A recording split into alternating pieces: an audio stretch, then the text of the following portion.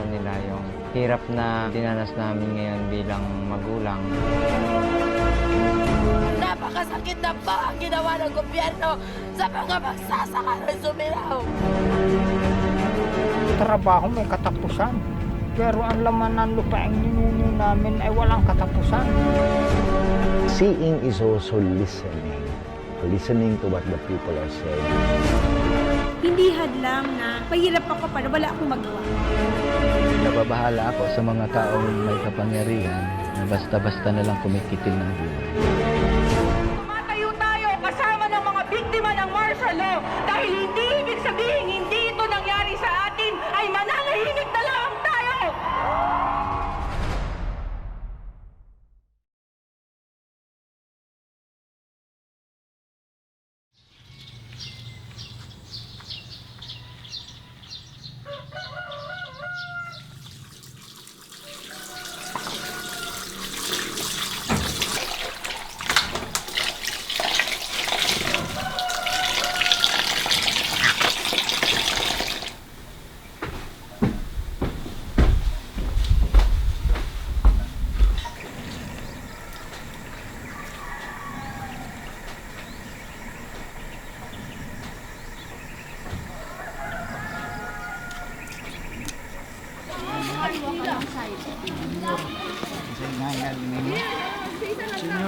Senior, junior.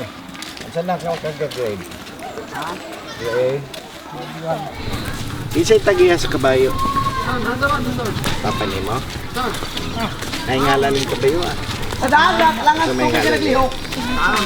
Simple. So simple din yung ngalan ng kabayo ah.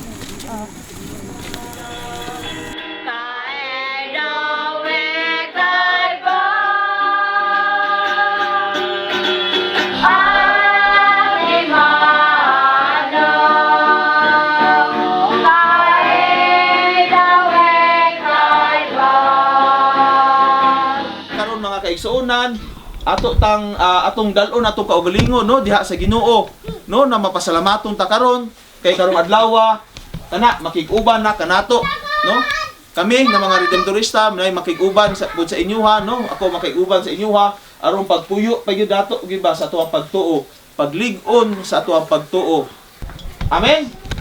Amen no so mo ni sila ang mga misyonaryo. Sa tanan mayong buntag, bisan wala mo mangutana, ang akong pangalan Junel. Ako apelyido Baba. Paniagikan ko sa Diocese sa Pagadian, usa ka laiko nga misyonaryo, andam nga muuban kaninyo, muambit, mukat-on. Mapiyas sa salam. Kaila naman muna ako kay pareha ni Father Ritchie, nagbalik-balik na ko dire. Gawas pa nga daghang kaing mga problema pa no nga isgutan nato lagi ang mga prinda, ug sa paning mga lakbit nga mga problema sa panggita.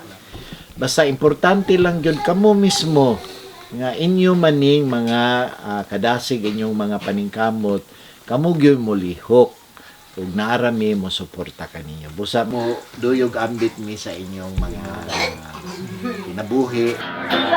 Inyong mga basket ha. Oh. Karong hapon balik ka mag-eskwela.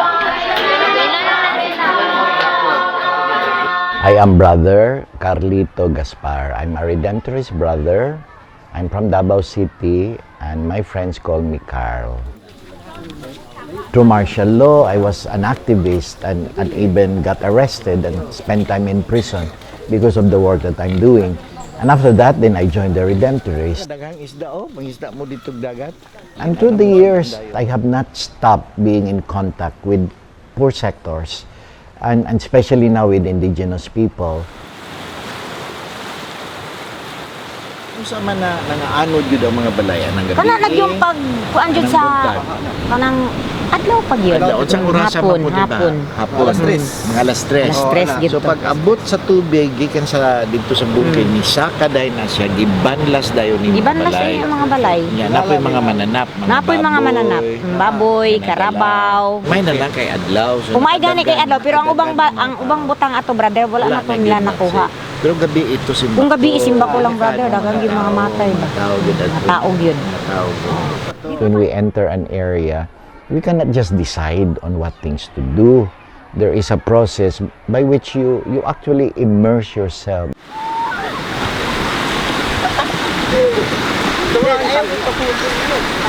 Karon lagi mo naabot gikan sa laod. Lami na ikilaw. Kilaw ang lami ani. Pinakalami nga putahe kilaw sugba. Sabaw, marami kayo ni sabaw, no? Sinigang. 100 ang kilo. Presko kayo. Yeah. O sige, good luck ha. So, daot na may mahalid dayo na siya.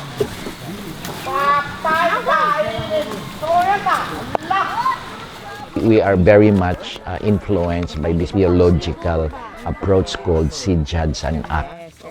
To us, the seeing is not just looking around and staying very quickly and then making decisions on your own. But to us, to see is to be immersed. And you cannot do that if you are living in the convent and only visiting the people occasionally. In Cebuano, we call it pag-aninaw. Dili lang bito pagtanaw, kundi pag-aninaw, where you actually experience and intuit what really are the social issues, ecological concerns of the people, and which means listening a lot to what the people are saying. Pahibalo nga naay proyekto gikan sa DPA, gideclare kaning fishing kay sikat pa sa nauna ang bukid niya gusto na mo pud diri sa baybay along the coast nga napud mi amo nga ina programa. So to see is not just to look with your eyes, but to look at the realities from the eyes of the people themselves, not from your own biases and prejudices and your own lens.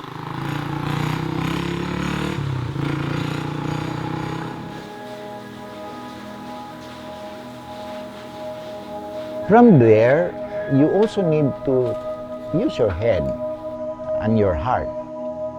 And that's where the judgment comes in.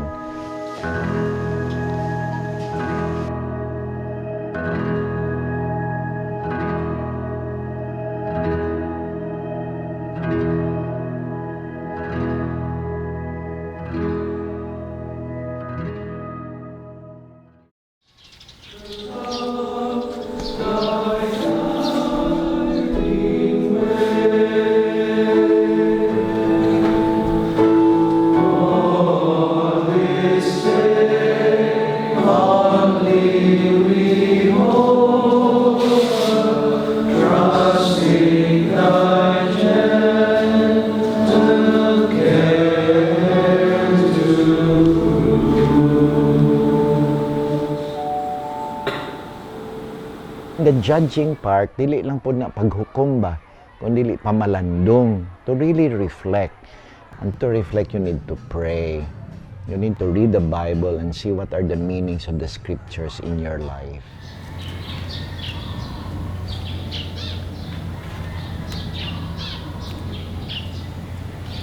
To judge is also to use your heart, to get a sense of how people feel, their emotions, so that it is very important in the judging that you also allow yourself to reflect.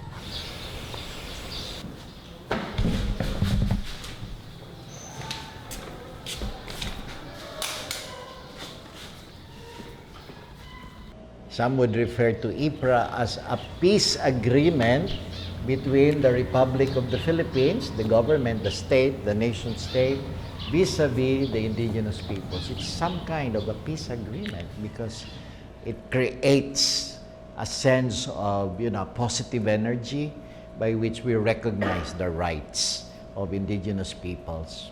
When you will be doing field work as anthropologists, how to be able to understand people's language is very important. You cannot do field work if you're not able to communicate, and the best medium of communication is, of course, the local language, because, as you know, a lot of things are lost in translation, meanings and so on.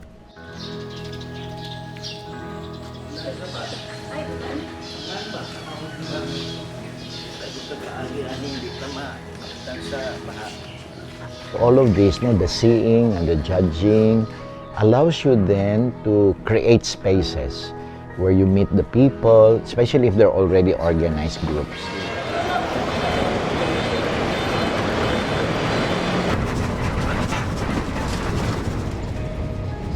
I have always asked my superiors to assign me to mission experiences and engagements where I'm in direct contact with the poor. Especially here in Mindanao, you cannot speak of the poor without really dealing with indigenous people. And so, through the last 3 decades, I have been with mission teams, and these mission teams have opted to be in these very peripheral sort of locations where naturally you are with the Lumad, with the indigenous peoples.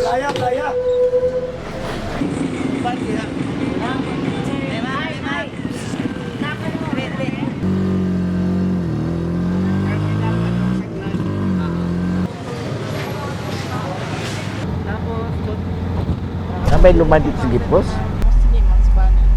Subanon, nakay-contact na sa ila? Wala pa. Pwede po kumahayo. Pwede ba? Kaya katong isa sa mga facilitator. Di ba na pangayoon? Oh, nag-cultural artifact. Di, nangutana lang ko kay para di ka ma-shock o niya ba pag abot nato dito nga mga lumad area ni kay tinuod Bisaya na ilang istorya pero nagyud sila ilang kaugalingong pinulungan. So di na gani mailhan yun, no, ang ilang pagkalumad. Dili na kay mailhan ilang pagkalumad. Dili na lagi, mo lagi to compare gani sa Kulaman katong amo pong area, mas buhi pa dito ba. Pero kanina man gud Carl, ako di naman ko matingala ka ng mga duol-duol gani sa mga kana accessible na kana di na ko matingala pero kaning pating layo pero duol ana bitaw kay sige naman sila naugod ka maligya sa ilang kupras kunya nanag gyud yung mga Bisaya ni Saka dito.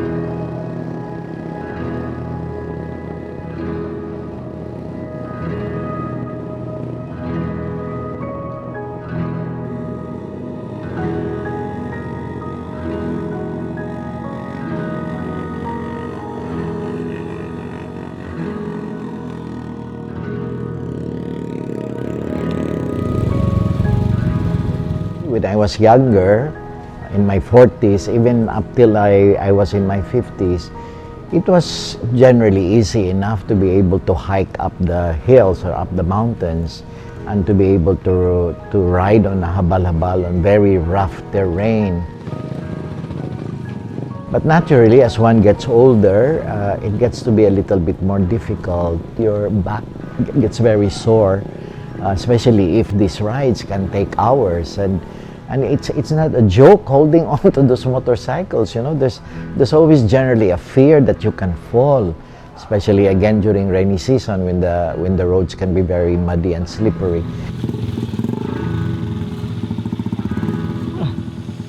Oy, Biang! Hulat ba? Biyara ka, hulat pa ni. I have very simple joys. I love nature. And there's nothing like the uplands to give you a glimpse of the beauty of creation. Sunsets and sunrise and full moon are fantastic moments to be there. That has always been a thrill for me to be able to penetrate these wonderful landscapes of Mindanao. Daghan man di ay. May clean sulod. Wah, ano tadi? Tanaw niya. Okay, tadi po ka? Okay, kaya pa. Ano pa ka doon? Monday. As one gets older, it gets a little bit more difficult, a little bit more uncomfortable. Right now, I'm really finding it more difficult to really walk up these very steep mountain ridges. But somehow, because one is convinced that this is one's vocation, one's mission, you do as much as you can. And and you take the pace that which fits your age. Ayun ko, atong mantra aning tulo ka adlaw ha, kiningingon ni Pope Francis. Tawa sila. Simple is better. Kaya nga nung i-complicated natong tanan, pwede naman mag-simple pa.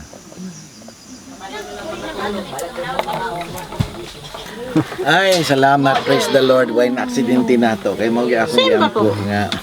Pero grabe, duha ka rosaryuhan. Ay, nya ka nang hinay. Pero saryo ka, sometimes Yes. nag-move ang motor. Nya, anak ko.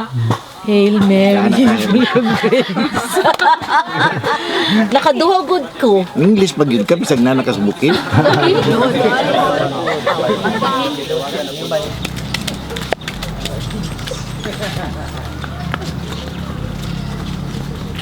Ready na ta, Ebyang, ikaw na dayoy mo. Storya. Silang Banji po og si Ebyang, nagtuon po yun ni sila. Mura po silang mga nurse, mga doktora, nga kahibalog yun bahin aning inyong. Sige, so si Ebyang na. Maing buntag sa tanan. Salam. Kani, unsa may kagamitan po ninyo ani? Pwede man po ikuan nimo sa tubig, lutoon sa. Ikuan sa tubig. So ano unya. gisagulan ani? Unya ang bata na ay kuri kung maihugas nimo. So maayog yun, no? We have the indigenous healing skill and practices, but these are also supplemented by other alternative healings that can be provided by our missionaries who are also experts in this alternative medicine. Sa pa kani, asunting. Unsa inyong katambalan ani? Up. Ay abot sa close up. We hope that the people themselves are able to be healers, so that when there are sick people, the mothers can handle it themselves and not rely on a midwife or a nurse that's coming from the outside. Kani gitawag siya mga oriental nga mga tambal, oriental medicine. Kani sa atong panahon. And in terms of the weaving of mats and baskets, this is a way by which we are able to encourage cultural regeneration, because this is very much part of their identity, that they retain whatever are their cultural practices of the past, so that these are not lost. And apart from that, if there is a way by which we can tap people here, for example, in cities that can help market these particular products, then the mothers are able to earn a little bit more to supplement the income of the family.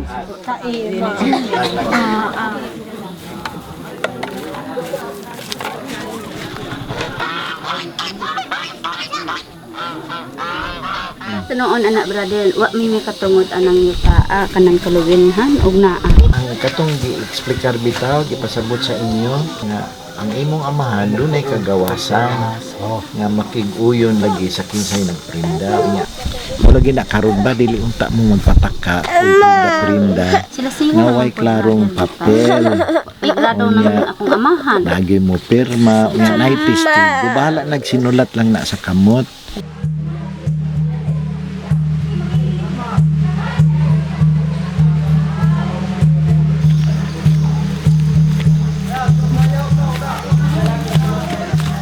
As soon as we entered the Knowing Mission Station, we were reminded of our experiences in Lakewood, Zamboanga del Sur, in the Arakan Valley in Cotabato, and among the Dulangan Manobo in Kulaman, Sultan Kudarat. It's practically the same situation of, again, an indigenous people or Lumad struggling to be able to really remain, to have control over their ancestral domain. Ininang takanami katabol sa dugso, sunyanyan sa paukit nga makatawal-tawal kay kamutig apo tuutaw. A long time ago, Mindanao was always inhabited by the Lumad communities.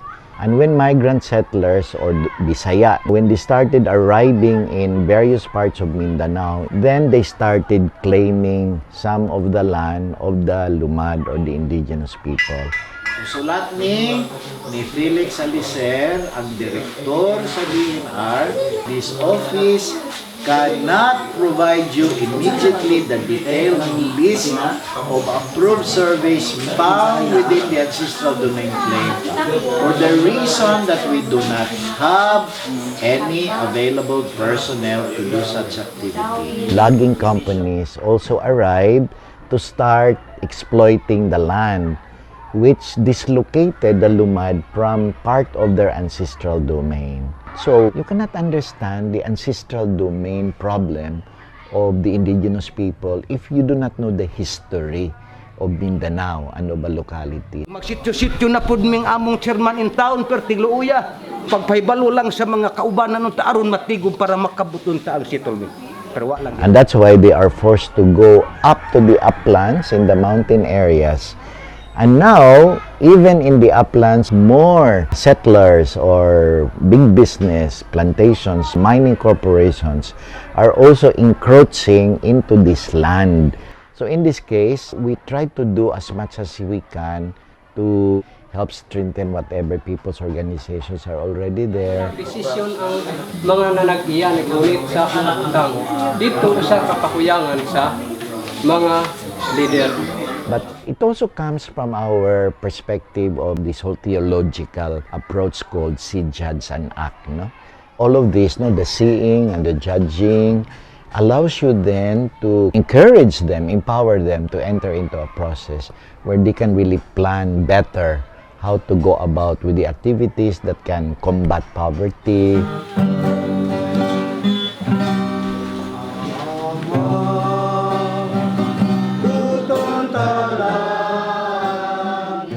We are not there to decide for the people, but we are there to support whatever the people's decisions are.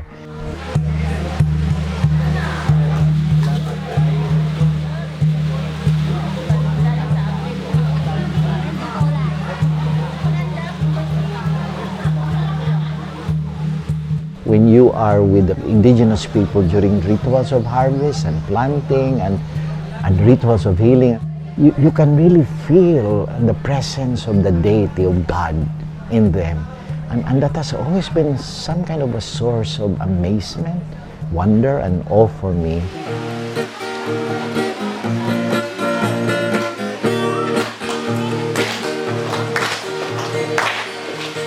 Kung tamadi ubuntod sa nasulan takang nami sunatulog.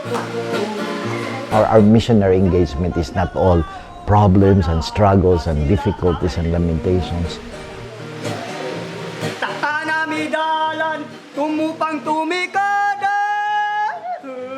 On the other hand, even much more so, is joy and fulfillment and inspiration.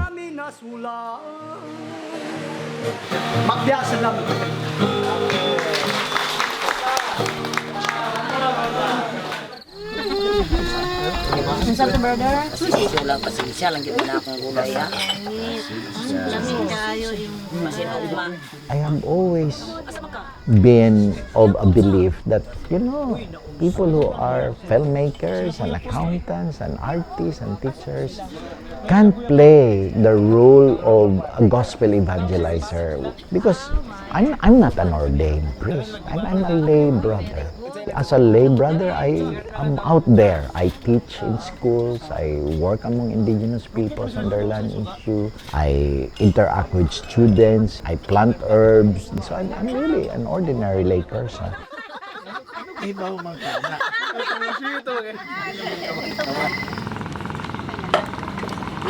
Lima ka mo tulpulong kanan. Oh, pila. Ano?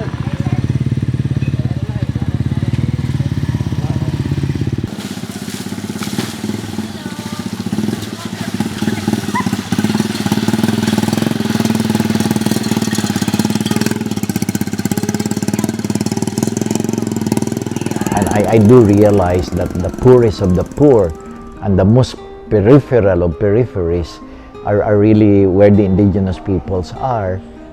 To me, until I can still do it, I can still do this missionary engagement, I have committed to really doing missions among indigenous peoples. It's a choice, it's an option, it's my missionary commitment. that which I would like to do until physically, emotionally, mentally, I might not be able to do this kind of mission anymore.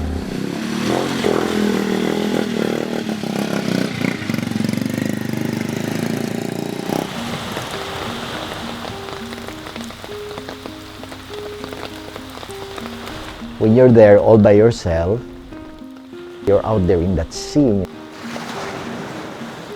Especially really in moments when the sunrise is just so majestic.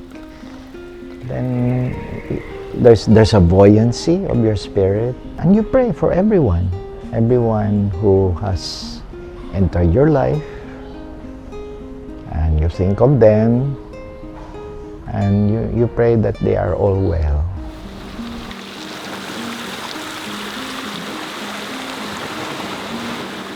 The very center also of that prayer, in a way, I pray for myself, because it's not always that you feel so inspired. It's not always that you have strength.